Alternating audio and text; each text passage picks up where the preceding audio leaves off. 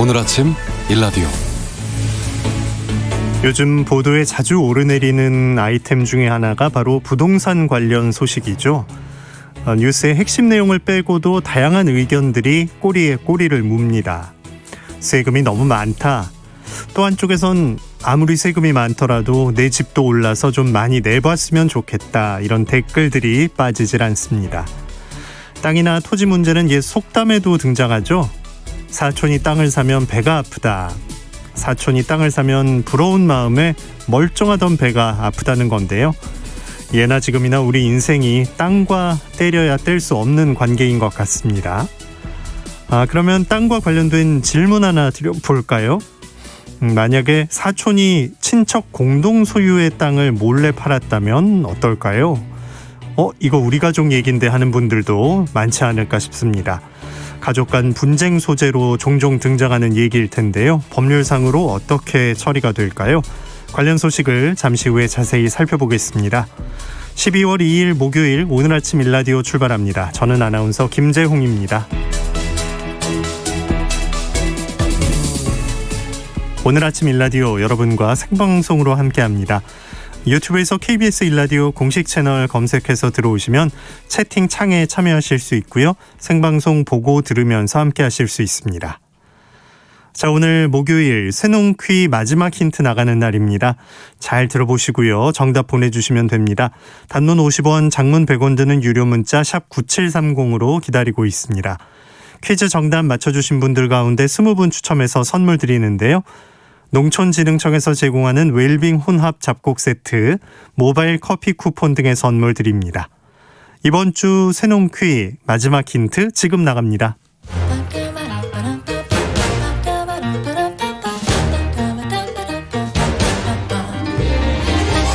우리 땅, 우리 바다에서 자란 맛있고 건강한 우리 농수산물을 알아맞히는 세상의 모든 농수산물 퀴즈, 새농퀴. 안녕하세요. 퀴즈 내는 성우 송기원입니다. 이것은 매끈한 것보다 울퉁불퉁 못생겨야 잘생겼다는 말을 듣는 과일이죠. 한쪽으로 치우친 공 모양의 빛깔은 밝은 노란색이고요. 과육은 부드럽지만 껍질은 울퉁불퉁하죠. 하지만 향기만큼은 최고고요. 특히 신맛이 강하기로 유명합니다. 신맛 하니까 2008년 12월 21일 KBS 대표 예능인 1박 2일에 등장했던 이것을 생으로 먹는 게임이 생각이 나는데요. 이 게임으로 잠자리 복불복을 진행했습니다. 당시 이수근 씨는 이것을 한 입 먹자마자 황당하다 못해 하고 헛웃음을 터뜨렸을 정도고요. 이승기 씨는 아예 눈물에 콧물에 신맛을 참기 힘들어하는 모습이 코믹하게 그려졌습니다. 하지만 바로 이 새콤한 맛은 차로 마시기에는 참 좋죠. 또 비타민C가 레몬에 3배나 많이 들어있다고 하는데요. 오늘 아침 전남 고흥이 대표 산지인 이 차 한 잔 따끈하게 함께 나누시면 좋겠네요.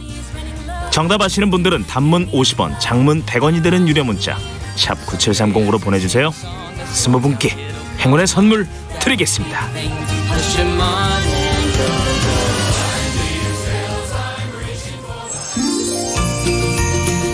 유익한 정보와 살아있는 이야기가 있습니다. KBS 오늘 아침 일라디오. 농수산 뉴스 농민신문 류수연 기자와 함께합니다. 안녕하십니까? 네, 안녕하십니까? 네, 지난달 25일에 내년 군급식 방향을 정할 전군 급식정책심의위원회가 있었는데 일부 농산물이 군 기본급식 품목에서 제외될 예정이라고요? 네, 그렇습니다.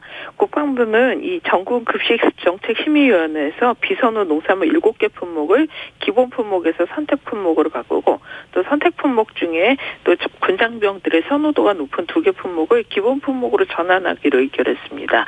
기본 급식 품목은 기준량이 산정돼서 이제 의무적으로 급식하는 품목이고요.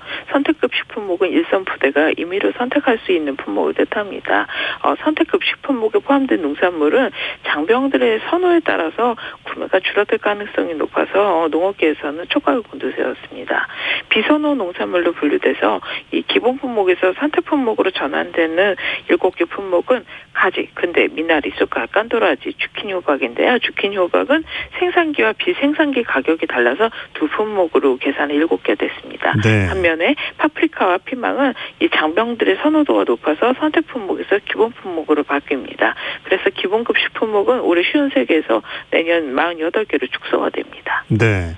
기본급식 품목 가지수가 이제 줄어든 건데 당초에는 21개 품목이 기본에서 빠질 예정이었고 여기에 이제 한우나 뭐 생삼겹살 같은 선호도 높은 축산물을 선택급식으로 전환하려고 했다고요? 네, 당초 실무회의 선상에서는 비선호 농산물이 17개에 달했습니다. 무청시래기, 주키니 호박, 애호박, 가지, 근대, 청경채, 브로콜리, 깐도라지, 꽈리고추, 새송이버섯, 팽이버섯, 표고버섯, 느타리버섯, 쑥갓, 가시오이, 백다다기오이, 미나리 이렇게 17개 달했습니다. 네. 그리고 이 중에서 주키니 호박, 애호박, 가시오이, 백다다기오이는 생산기하고 비생산기 단가가 별도로 책정돼 사실상 21개 품목이 제외될 뻔했습니다. 여기에다가 가격이 높은 고단가 품목도 기본 품목에서 선택 품목으로 전환을 추진했는데요. 이 볶음용, 국거리용 갈비, 한우고기 3종과 유고갈비, 생삼겹살, 삼계탕용 6개, 오리고기 등 7개 품목이 대상이었습니다. 정말 이 계획이 현실화됐다면 군급식에 사용되는 농산물 기본 품목은 올해 53개에서 내년 32개로 줄고 축산물 기본 품목은 14개에서 7개로 축소될 상황이었습니다. 네. 아니 기본 품목이 거의 절반 가까이 떨어질 뻔했네요. 생산 농민들이 진짜 마음을 많이 졸였을 것 같은데 결론이 어떻게 나왔나요? 네, 국방부는 당초 10월 14일 농축수협과의 수의계약 체계는 3년간 유지가 되고 계약 물량은 올해 기본급식량 대비 내년에는 70%, 내후년에 50%, 2024년에 30%로 줄인다 이렇게 이제 발표를 한 적이 있습니다. 올해는 이제 농축협을 통한 이 농축산물 수의계약 금액은 각각 1,358억 원, 3,500억 원인데요. 앞서서 말씀드린 계획이 현실이 됐다면 이 수의계약 금액도 반토막 혹은 그 이상으로 감소할 뻔했습니다. 이 농민들과 그리고 또 농협의 거센 반발에 물러선 국방부는 일단 수의계약 물량을 올해 기본급식량 대비 70% 수준으로 유지하겠다는 방침을 말했습니다. 네. 아까 쭉 나온 작물들 이름을 들어봤는데 축산물은 기본 품목 결정이 이루어진 겁니까? 아직 미뤄진 상태입니다. 국방부는 아까 말씀드렸던 이 7개 품목을 선택 품목으로 전환을 하려 했지만 농업계가 적극적인 반발을 했기 때문에 합의에 도달하지 못했습니다. 국방부 주장으로는 한우고기를 식단에 편성하면 1인 권장량 150g을 줘야 하는데 이 한우고기 원가만 4,495원으로 한 끼 평균 급식비 3,333원을 초과한다면서 충분한 양을 배식하려면 한우고기를 배제하는 게 불가피하다 하는 입장을 내세웠는데요. 이에 대해서 군납축협들은 우리나라를 지키는 군장병 식탁에 한우고기가 원천 배제되는 건 있을 수 없는 일이다. 그러면서 한우고기가 선택 품목이 아닌 기본 품목으로 유지돼야 한다는 입장을 이제 계속 전하고 있습니다. 농식품부도 이렇게 한우고기 기본 품목 유지, 올해 기본급식량 대비 수의계약 물량 70% 유지 등의 의견을 국방부에 이제 전달할 방침입니다. 네. 다 집 떠나서 고생하는데 이 장병들의 그 식문화, 식생활, 교육이란 차원에서도 또 우리 농축산물 공급이란 측면에서도 좀 좋은 결과 쪽으로 방향이 잡혔으면 합니다. 자, 다음 얘기 나눠보죠. 불법 폐기물이 농촌 환경을 위협하는 사례가 많이 있는데 이게 발생량 파악도 지금 제대로 되지 않고 있다고요? 네, 변호사인 하승수 공익법률센터 농본 대표는 최근 한 환경단체가 주최한 토론회에서 환경부가 농촌 지역에서 다양한 경로로 발생하는 불법 폐기물을 제한적으로만 파악하고 있다고 꼬집었습니다. 환경부는 불법 폐기물을 크게 방치 폐기물, 불법 투기 폐기물, 불법 수출 폐기물 등 이 세 가지로 구분해 집계를 합니다. 이 방치 폐기물은 폐기물 업체 내에 적체된 폐기물을 말합니다. 불법 투기 폐기물은 무허가 업체가 무단 투기한 거고요. 것이고요. 불법 수출 폐기물은 이 폐기물을 국내 폐기물을 불법으로 수출했던 다음 국내로 다시 재반입하거나 이 뭐 수출을 하겠다 하는 이유로 쌓아둔 걸 뜻합니다. 근데 이런 새 유형은 현재 요즘 국내에서 발생하는 각종 불법 폐기물을 다 포괄하지 못하는 문제가 있습니다. 네. 한 예로 환경부가 2019년 시도별 불법 폐기물 발생 처리 현황을 발표했는데요. 경기 경북을 제외한 나머지 광역시도의 불법 폐기물량은 모두 10만 톤 이하였습니다. 하지만 이 당시 꽤 문제가 됐던 전북 완주 보은 매립장 한 곳의 불법 폐기물 양만 60만 톤이 넘었습니다. 그렇네요. 제한적으로 파악하고 있다는 문제가 있는 건데 어떤 사례들이 있을까요? 네, 우선 폐기물 중간 처리업 혹은 재활용업으로 허가받은 업체가 폐기물을 사업장 안팎에 불법으로 쌓아두거나 매립하는 경우인데요. 이 충남 부여의 한 재활용 업체가 폐기물을 무단 매립해서 지역 주민이 심한 악취와 침출수로 민원을 제기한 사례 있습니다. 그리고 또 업체가 허가받지 않은 폐기물을 매립하는 일도 통계 잘 안 잡힙니다. 앞서 말씀드린 보은 매립장은 이 폐석분을 매립하겠다고 2014년 허가를 받고 2017년까지 했는데요. 이 한수 슬러지가 섞인 고화 처리물 62만 7천여 통을 매립한 게 발각돼 문제가 됐고 오늘날까지 문제가 완벽 해결되지는 않았습니다. 그리고 지렁이 사육장 등에서 이 허용 보관량을 초과해서 폐기물을 받거나 허가받은 보관 장소 이외에 또 폐기물을 쌓아두는 일도 있습니다. 네. 이런 부분을 좀 투명하게 좀 개선하려면 어떤 방법이 필요할까요? 네, 이 아까 말씀드린 한승수 대표는 이렇게 허가를 받고 영업하는 업체에도 불법을 저지르다 보니 실제 적발해서 처벌하기 상당히 어렵다며 환경부에 제대로 된 실태조사를 촉구했습니다. 더 나아가 현행 국내 폐기물의 90%를 차지하는 산업 폐기물을 국가가 관리하도록 법 개정에 나설 것도 강력히 촉구했습니다. 네. 자, 한 가지 소식 더 알아보죠. 영내 포괄적 경제동반자 협정 RCEP이란 게 있는데 국회 비준동의안이 오늘 본회의 상정을 앞두고 있네요. 네, RCEP에 대한 국회 비준동의안이 어제 원안대로 이 소관 상임위 외교통일위원회를 통과했습니다. 네. RCEP은 아세안 10개 국가와 중국, 일본, 호주, 뉴질랜드 등 이 총 15개국이 참여하는 초대형 자유무역 협정으로 이 원래는 내년 1월 1일부터 발효합니다. 우리는 이제 지각으로 뛰어든다는 이유에서 방대한 협정문을 검토하기엔 국회에 주어진 시간이 너무 촉박하다는 지적이 있습니다. 그럼에도 일단 제대로 된 심사가 좀 부족한 채 상임위를 통과한 셈입니다. 그래서 농업계는 이 외통위에 동의한 의결을 날치기 통과로 규정을 했습니다.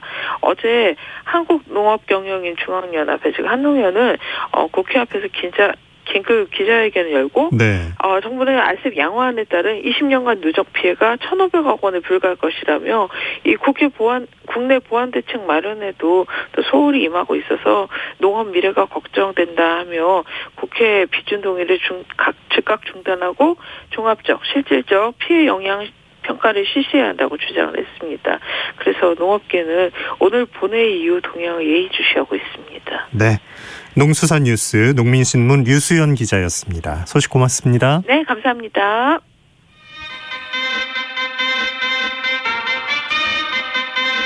아침이다. 활기찬 하루를 여는 오늘 아침 1라디오 건강한 아침 습관. 안녕하세요. 오늘 아침 힐링타임.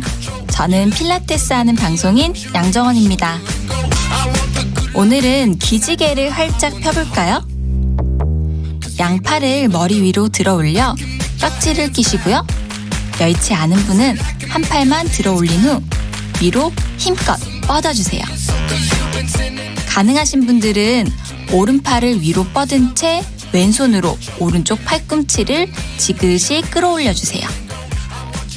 하나, 둘, 셋, 넷, 다섯. 반대쪽도 하나, 둘, 셋, 넷, 다섯. 어깨에서부터 등, 팔 근육이 당기듯이 쭉 끌어올려서 스트레칭을 합니다. 가능하시면 5초간 3회씩 반복해주세요. 오늘도 여러분의 건강한 하루를 응원합니다. 저는 양필라 양정원이었습니다.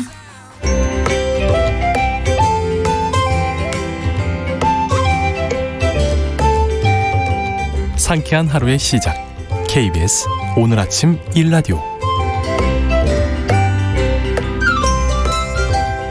농어촌에서 발생할 수 있는 법적 분쟁 상황을 보다 현명하고 지혜롭게 대처할 수 있는 방법 배워봅니다. 우리 동네 박변홍사, 법률사무소 한아름의 박형윤 변호사와 함께합니다. 안녕하십니까? 안녕하세요. 네, 12월 2일인데 월말 월초 좀 바쁘기도 하고, 근데 농촌 지역에서는 아무래도 그 새로운 달보다는 진짜 겨울이 왔구나, 이렇게 좀 계절 변화에 더 민감하실 것 같은데 어떨까요? 눈이 굉장히 많이 왔거든요. 예, 뭐 차에 쌓여가지고 우리가 눈싸움 정도는 아니지만 그림 그릴 정도는 많이 왔거든요. 네. 그러니까 시골 분위기는 눈이 오면 또 이제 한 군데 모여서 같이 음식을 해 드시거든요. 근데 또 때마침 지금 김장철이거든요. 예. 서로 김장김치를 많이 나눠 드시고 계시고요. 한편으로는 또 날씨가 추워지다 보면 고령의 이제 또 어르신들께서 미끄럼 사고 때문에 또 굉장히 어려움 겪으시는데 안전하게 좀 이렇게 이동하실 때 좀 주의를 하실 필요가 있어 보입니다. 네. 아, 맞다. 겨울엔 또 이제 미끄러질까봐 많이 좀 조심조심 진짜 다니셔야겠네요. 신발도 좀 안 미끄러운 거 골라 신으시고. 근데 이제 전체적으로 보면 이제 코로나19 신규 확진자가 어제 제일 많이 나왔잖아요. 농촌 지역에서도 좀 많이들 걱정하시겠어요. 분위기가 많이 달라진 게요. 이게 확진자 수가 좀 더 늘다 보니까 부스터샷 맞는 거에 굉장히 이제 관심을 많이 갖고 계시고요. 예. 그리고 또 부스터샷과 동시에 또 아무래도 이제 그 지자체에서 많이 이렇게 홍보를 하시거든요. 많은 숫자가 모이셔가지고 어떤 활동을 하시는 거는 또 감염의 문제가 있기 때문에 좀 주의를 해달라는 요청을 많이 하고 계시고요. 실제 그 보건소나 아니면 뭐 원래 다니던 단골 병원들 이런 곳에서 부스터샷 맞으시고 조금 더 이제 주의를 하면서 만남을 갖고 있습니다. 예. 마음 편히 이제 14일 경과한 후에 또 모임하고 그러시면 이제 항체 잘 만들어지고 하면은 좀 더 마음 편하게 만나실 수 있겠습니다. 네. 자, 오늘 좀 단골 상담 주제라고 생각이 되는 땅과 토지 관련 얘기 나눠볼 텐데요. 네. 변호사님이 실제 그 문의받는 그 비율로 보면 진짜 땅 관련 상담 사례가 많은 편입니까? 아무래도 땅에 관련된 사례 또는 뭐 건물에 관련된 사례가 굉장히 많고요. 또 특히 이제 지방에 있다 보면 특히 문제되는 것들이 이제 종중의 토지 관련된 것들이 굉장히 문제가 많거든요. 이게 상속이 계속 이렇게 상속되다 보니까 종중 토지인지 모르고 이렇게 처분을 하셨다가 문제되는 경우도 있고, 실제로는 종중 토지임에도 불구하고 종중에서 이 관리하는 뭐 세금이나 이런 걸 납부를 안 해주셨다가 나중에 땅만 달라고 해가지고 세금이나 이런 거 정산하는 문제도 굉장히 다툼이 많고 해서요. 토지는 항상 문제가 많이 되고 있습니다. 네. 그래서 오늘도 그런 사례를 한번 준비를 해봤습니다. 예, 사례 함께 듣고 이야기 나누겠습니다. 네.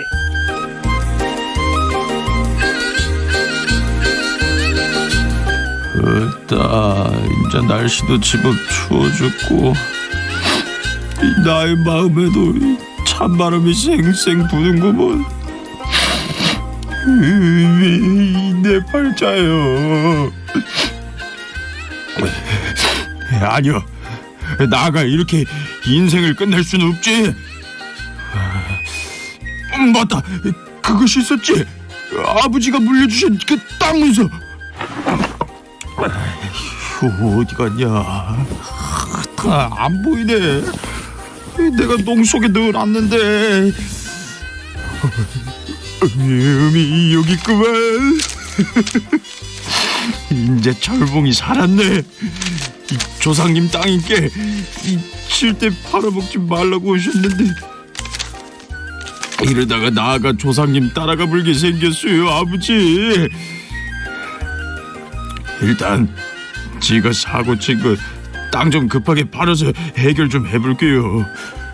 아버지 이해하시죠? 사랑해요, 아버지.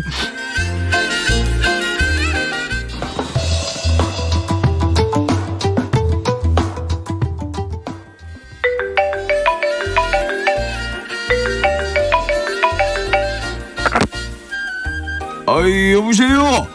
아이고, 그 종무님 잘 지내셨어요? 아이고 조카 그 있자녀. 자네 아버지가 물려주신 그 토지 말이여. 어머니 그걸 어떻게 하셨대요? 아이고 나가 종중 총무 아니겠냐. 종중에 맡겨둔 그 땅이야. 나가 잘 알지. 너그 아버지 돌아가셨은 게 그 땅 인자 종중으로 돌려줘야 쓰겠는디. 그 종중 땅이요? 아버지께서는 그냥 조상님 땅이라고만 하셨는데 어쩐냐. 이미 다 팔아버렸는데 어쩐냐.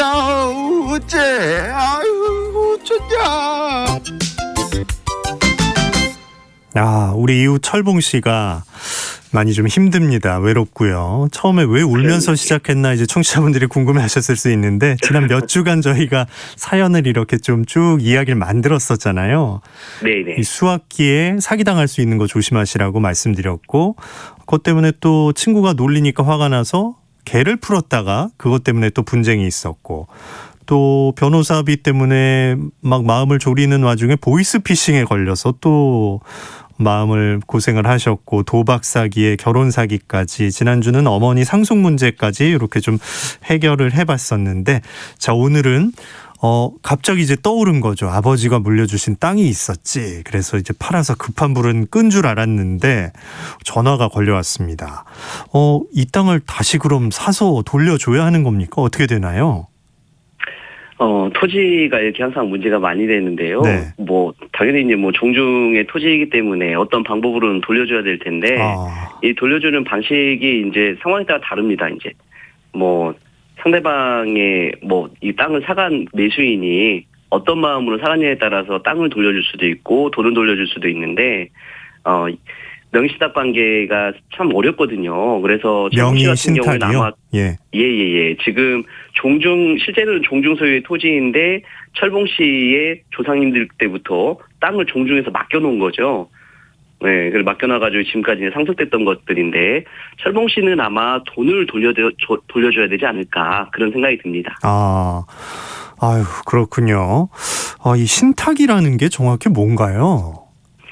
내가 갖고 있는 물건은요, 실제는 내게 소유의 물건인데, 내가 어떤 사유가 있어서, 예를 들면 세금을 많이 안 내고 싶다든지, 아니면 토지 중에서 이제 논과 밭 같은 경우에는, 우리가 실제로 농사 짓는 사람이 아니면 소유할 수가 없으니, 그런 것들을 내가, 실제로 내 거여도 내가, 법률상 소유할 수 없으니 맡겨놓는 겁니다. 그래서 신탁은, 어떻게 보면 명의를 갖고 있어야 될 신탁자가 우리 수탁자에게 여러 가지 사유를 이유로 해가지고 맡겨놓는 거, 소유권 관계를 맡겨놓는 거, 요걸 이제 신탁이라고 합니다. 네.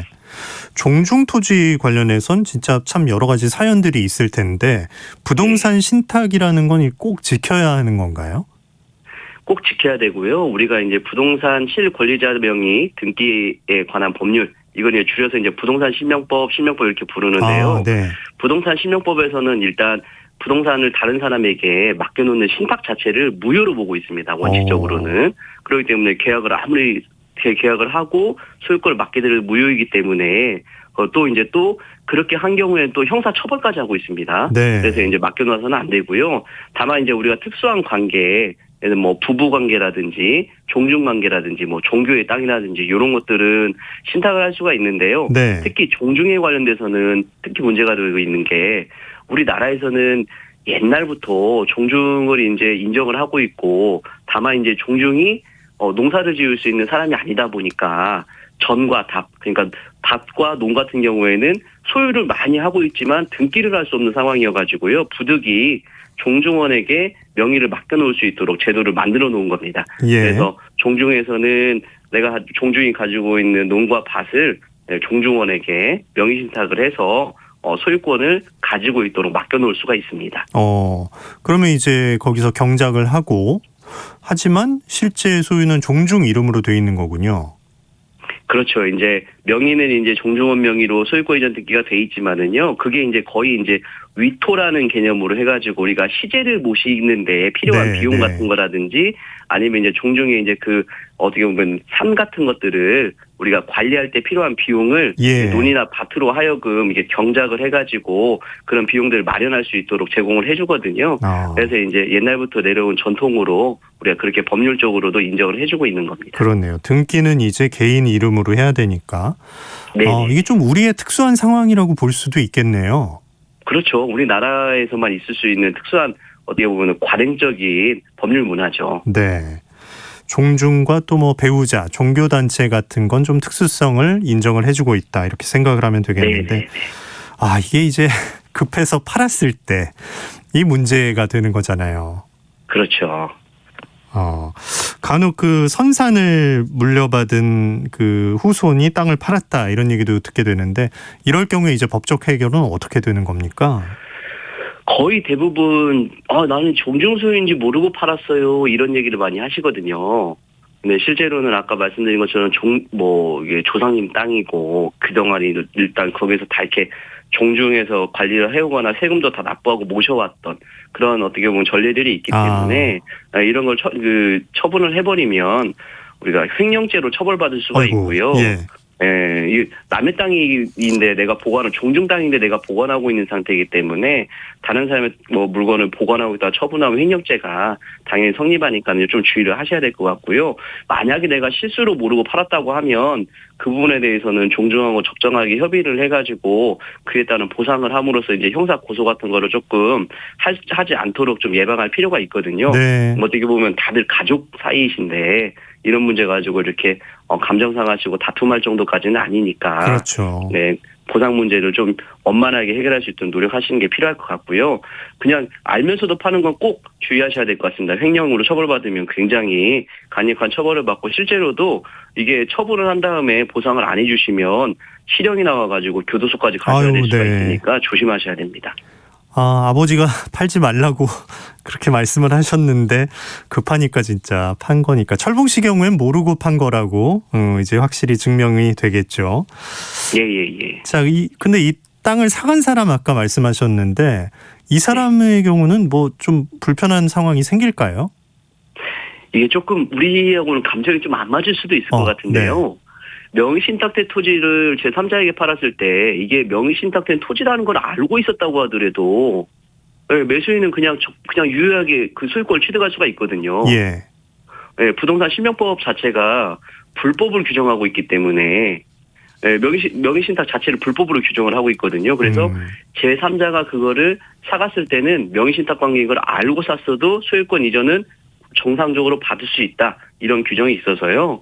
매수인 입장에서는 일단 원칙적으로는 유효하게 소유권을 취득할 수가 있고요. 네. 다만 명의신탁 관계인 걸 알면서 그걸 알고 있으면서 원래 명의수탁자인 사람이 안 팔려고 하는데 막 이렇게 저한테 그냥 파세요. 제가 많이 드릴게요. 이렇게 해서 적극적으로 이렇게 막 꼬드겨가지고 이렇게 살 정도가 되면은 우리가 상식적으로 좀 안 맞지 않습니까? 그렇죠. 안 팔려고 하는 사람한테 이렇게 해서 그렇게 좀 악의적으로 이렇게 매수를 한 경우 빼고는 유효하게 소유권을 취득할 수가 있고요. 이렇게 악의적으로 취득한 경우에만 우리가 민법 103조에서 반사회 질서 법률행위라고 규정하고 있거든요.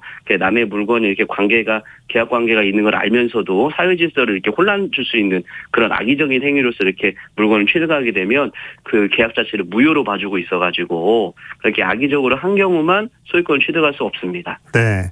오늘 변호사님 설명 들어보니까 이제 우리 사회에선 이 정도 선에서 해결을 하고 있군요. 어떤 건지 알겠습니다. 네네네. 참 토지 관련해서 우리 사회 특성상 또 발생하기 쉬운 사건 다뤄봤는데 이런 모든 거에 대해서 좀 현명하게 대처하는 방법 끝으로 전해주시죠.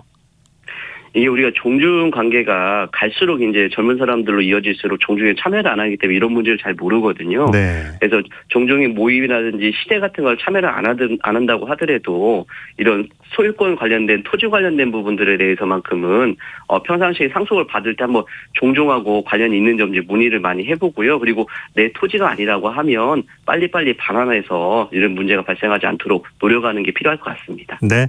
총무님도 어떻게 또 딱 알고 팔자마자 전화를 주셔가지고 철봉 씨를 깜짝 놀라게 하셨는데요. 진짜 미리미리 다 확인하고 서로 좀 통화도 하고 이래야겠습니다. 우리 동네 실제로, 말씀하시죠. 실제로 예, 실제로 종중에서는 이런 부동산 목록이나 재산 목록을 잘 관리하고 있거든요. 그래서 이제 돌아가시게 되면 이런 목록대로 바로바로 이제 회수하는 절차를 거치기 때문에 이게 종중에서 모르고 있을 거라는 그런 생각을 하시면 안 됩니다. 네. 우리 동네 박변홍사 박형윤 변호사님 고맙습니다. 감사합니다. 자, 오늘 날씨 알아보겠습니다. 이틀째 영하권의 강추위가 이어지고 있죠. 옷차림 따뜻하게 하시기 바랍니다. 어제보다 2도에서 6도가량 낮게 출발하고 있고요. 낮에는 기온이 6도 정도까지는 오르겠지만 여전히 예년 기온을 밑돌고요. 체감온도는 더 낮아서 종일 쌀쌀하겠습니다. 오후부터 서울을 비롯한 수도권, 강원 영서, 전남 북부와 제주도엔 가끔 비나 눈이 오겠습니다. 양은 많지 않겠고요. 영하권의 추위는 휴일 아침까지 이어진 뒤에 점차 누그러질 전망입니다. 대기가 건조해지면서 동해안 지역에 다시 건조특보 내려졌는데요. 바람도 다소 강하게 부니까요. 불씨 관리 철저하게 해주시기 바랍니다. 오늘 아침 일라디오 함께하고 계십니다. 지금 시각 6시 46분입니다.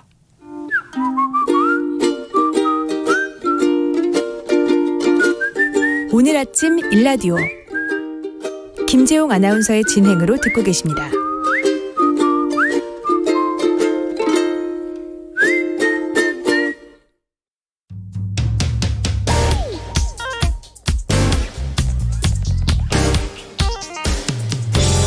오늘 아침 뉴스 브리핑 정상근 기자와 함께합니다. 안녕하십니까? 네, 안녕하십니까? 네, 오미크론 변이 확진자가 나왔죠? 네, 그 오미크론 변이 감염 의심 환자들이 오미크론 변이에 감염된 것으로 확인이 됐습니다. 나이지리아에 다녀온 40대 부부와 이 귀국한 이들을 집에 데려다준 지인 1명인데요. 그리고 이들과 별개로 해외에서 입국한 2명도 확진 판정을 받았는데 이들도 오미크론 변이로 확인이 됐습니다.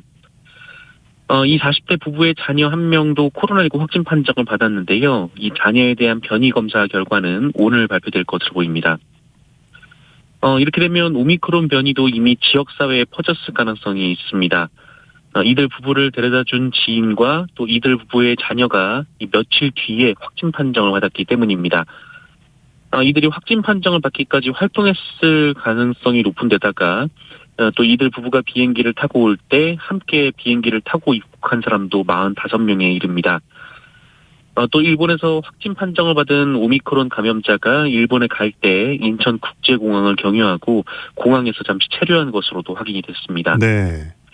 그리고 이 변이 바이러스라는 것이 전파 속도가 워낙 빠르기 때문에 앞서 델타 변이도 국내 감염이 확인되고 순식간에 우세종이 된 바 있습니다. 네. 코로나19 확진자 수도 이제 5,000명을 넘게 나오고 있죠. 네, 어제 코로나19 신규 확진자 수가 5,123명이 나왔습니다. 국내 코로나19가 들어온 이후 처음으로 5,000명을 넘었는데요. 지난달 24일 처음으로 4,000명대를 넘어선 지 불과 일주일 만에 1,000명 넘게 늘었습니다. 오늘도 5,000명대 확진자가 예상이 되고요. 어제보다 더 많을 수도 있습니다. 위중증 환자 수도 크게 늘었는데요. 어제 통계는 723명으로 700명대를 넘긴 것도 이번이 처음이고요. 사망자도 어제 34명이 늘었습니다. 김부겸 국무총리는 어제 자신의 SNS에 이 연말에 계획한 송년회나 회식, 단체 모임이 있다면 상황이 안정될 때까지 미뤄달라라고 호소했습니다. 김부겸 국무총리는 매일 가는 직장, 학교, 식당 곳곳에 확진자가 발생하는 비상 상황이라면서 방역수칙의 철저한 준수가 절실할 때라고 당부했습니다. 네. 자, 국민의힘 이준석 대표 이틀째 모습을 드러내지 않고 있어요. 네, 대표 패싱 논란에 연락을 끊고 잠적한 이준석 국민의힘 대표는 그제와 어제 그리고 부산에 있었던 것으로 확인됐습니다. 기자들에게는 지역 현안 관련해서 당직자들과 대화를 나누었다라면서 현장 사진을 공개하기도 했는데요. 네. 특히 이준석 대표가 부산을 찾은 곳이 윤석열 후보의 최측근으로 꼽히는 장제원 의원의 지역구 사무실이어서 주목이 됐습니다. 앞서 장제원 의원은 이준석 대표의 잠적에 영역 싸움이라고 비판한 바 있습니다. 이준석 대표의 지방행은 길어질 것으로 보이는데요. 어제 오후에는 전남 순천을 거쳐 여수를 잇따라 방문했습니다. 이준석 대표 측은 언론과의 인터뷰에서 상경 계획은 아직 없다라고 밝혔습니다. 하지만 윤석열 후보 측이 이준석 대표를 설득하기 위해 지역에 갈 가능성은 아직까지는 낮아 보입니다. 윤석열 후보는 어제도 기자들과 만난 자리에서 무리하게 연락하지 않겠다라면서 이준석 대표와 이야기할 수 있는 기회는 얼마든지 많이 있다며 이 별것 아니라는 취지로 말하기도 했습니다. 네. 이재명 후보는 젊은 인재 영입을 이어갔다고요? 네, 더불어민주당 이재명 대선 후보는 어제 선거대책위원회에서 함께할 청년 인재 4명을 발표했습니다. AI 개발자 김윤기 씨, 데이터 전문가 김윤희 뉴로어소시에이트 대표, 뇌과학자 송민영 카이스트 연구원, 인공지능 전문가 최예림 서울여대 교수입니다. 김윤기 씨는 20살이고요. 다른 영입 인사들은 30대 중후반입니다. 이재명 후보는 이날 영입을 발표하면서 적극적인 정책 제안과 실행 방안까지 소통하자라고 주문했고요. 집권한다면 청년이 정책을 내고 집행할 수 있도록 청년 전담 부서를 신설할까 고민 중이라고 말했습니다. 아울러 아프거나 다친 노동자들에게 생계비를 지원하는 이 보편적 상병수당 지원도 조기에 도입하겠다라고 정책을 발표했습니다. 네. 대선 주자들 그 주 52시간제를 두고서 좀 정책이 갈리고 있다면서요? 네, 이 여야 유력한 대선 주자들이 그 노동 정책을 두고 가장 큰 입장차를 보이고 있는 것이 바로 이 주 52시간제입니다. 이재명 민주당 후보는 주 52시간 노동도 길다라면서 장기적으로는 단축할 문제다라는 입장을 밝혔습니다. 반면 윤석열 후보는 주 52시간제가 기업 운영을 어렵게 하는 장애 요소라며 철폐할 대상이라고 주장했는데요. 다만 이것은 완전한 철폐가 아니라 업종에 따른 특수성을 감안해서 유연하게 적용하자는 취지라고 설명했습니다. 내년부터 시행되는 중대산업재해에 대한 처벌 강화 법안에 대해서도 윤석열 후보는 기업인들의 경영 의지를 위축시킬 수 있다라며 손질을 예고했는데요. 반면 이재명 후보는 사업주와 원청 책임 범위를 확대해야 한다라면서 적극적인 찬성 입장을 보인 바 있습니다. 네. 곽상도 전 국민의힘 의원에 대한 구속영장이 기각됐다고요? 네, 서울중앙지방법원은 어제 화천대유로부터 대장동 사업 관련 청탁을 들어주는 대가로 아들 퇴직금 명목으로 50억 원을 받았다는 의혹이 제기된 곽상도 전 국민의힘 의원에 대한 구속영장을 기각했습니다. 법원은 범죄 성립 여부에 대한 다툼의 여지가 있어 피의자의 방어권 보장이 필요하다라면서 반면 구속의 사유 및 필요성, 상당성에 대한 소명이 부족하다라고 밝혔습니다. 곽상도 전 의원은 2015년 1월에서 3월쯤 화천대유 대주주 김만배 씨의 청탁을 받고 김정태 하나금융지주 회장에게 영향력을 행사해서 화천대유가 참여한 컨소시엄이 무산될 수 있었던 상황을 넘기도록 도와준 혐의를 받고 있는데요. 다만 당시 맡고 있던 직무와 이 일이 상관이 없다라는 이유로 검찰은 뇌물이 아니라 알선수재 혐의를 적용한 바 있습니다. 곽상도 전 의원은 어제 구속영장 심사 직후 기자들과 만나서 이 50억 클럽이라는 것이 실체가 있는지도 의문이다라고 주장했습니다. 네. 자, 강력 사건에 대한 경찰 대응이 지금 좀 우리 사회에 논란이 되고 있는데 흉기 난동범에게 경찰이 실탄을 발사했군요. 네, 최근 발생한 몇몇 강력 사건에서 이 경찰의 현장 대응이 무기력했다라는 지적이 잇따르자 경찰청장이 보다 적극적인 대응을 주문한 바 있는데요. 네, 어제 새벽 경남 김해의 한 공장에 무단 침입해서 흉기를 들고 저항한 남성에게 경찰이 실탄까지 발사해 검거했습니다. 이 남성은 흉기를 들고 경찰에 만류에도 불구하고 공장 안으로 진입했고요. 건물 유리창을 깨고 사무실 안에서 진입해 흉기를 휘둘렀습니다. 이에 경찰이 먼저 테이저건을 쐈는데 이 겨울이다 보니 외투가 두꺼워서 이 전기총이 튕겨져 나갔고 이후 이 남성의 난동이 더 심해졌는데요. 네. 결국 경찰은 공포탄 1발 그리고 실탄 3발을 발사했습니다. 실탄 2발은 허벅지를 관통했고 1발은 허벅지에 박혀서 이 남성을 검거했는데요. 이 남성은 즉각 병원으로 이송이 됐고 긴급 수술을 받았고요. 생명에는 지장이 없는 상태입니다. 경찰 조사에서 이 남성은 공장 관계자에게 받을 돈이 있어서 침입했다라고 진술했는데요.